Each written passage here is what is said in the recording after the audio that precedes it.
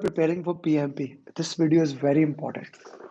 I was watching some videos of many successful PMP aspirants, and I was talking to many people who have given the exam and who are even preparing or teaching for the PMP exam.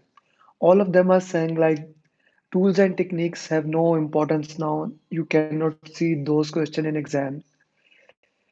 And something actually hit me. I have to share something with you guys.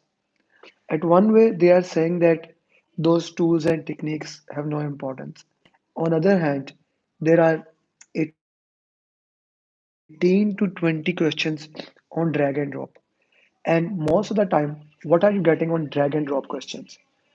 You are getting Tuckman ladder, forming, storming, norming, performing, adjourning, and basically describing what happens in Tuckman ladder, and you have to match the Tuckman ladder accordingly.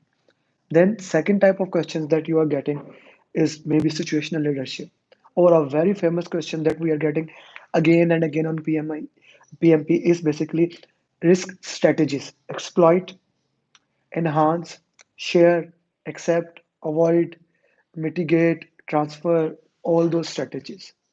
Then the question is asking basically about the documents or the team charters, things like that. Tools and technique still have their importance. That is my point. Tools and technique still have their importance. You don't need to memorize them. You never have to memorize. Even in the old PMP, you never had to memorize. But what you need to do, you need to basically understand them very well. You need to understand these tools and technique into your bones. For example, like let me show you what I am working on. I have a class today and I am working for them. I'm making this document. So what does basically you can have a question like these can be right now they are the right answers. So these can be mix and match. For example, what is a virtual team? People with little or no time spent meeting face to face. Stakeholder. Exam can basically mix and match these things. Like you will have these virtual teams, stakeholder, team charter, ground rules at one side, and you will have these things on the other side of the questions. So you will have to match them. Now my question to you is that if you don't know what is service level agreement, what are the ground rules, what is team charter? Okay, so let's just read team charter and ground rules too. A document that enables the team a document that enables the team to establish its value, agreement, and practices as it performs work together. That's a team charter. Ground rule, which is actually a part of team charter, says clear expectation regarding the code of for team members.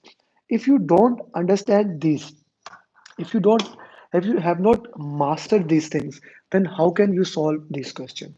So please, when you are preparing your PMP exam, understand what does these tools and technique mean. What does like 33 documents mean? What does 18 plans mean? When these plans are basically made, all those scrum and other things, scrum artifact, the product owner role, you need to master those things. If you don't master, then we will have issue. Then you will unable to understand those things. Master those things for your exam. Let me put it again.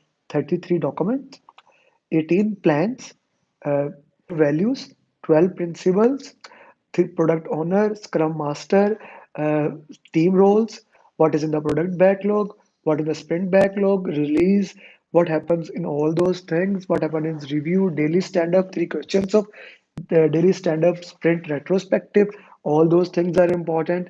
Then, if we go to further in XP, what happens, the basics of that, then tools and technique like expert judgment, what happens in expert judgment, what happens in virtual team, what happens in co-location, what is the best thing, how basically co-location helps you in getting the consensus.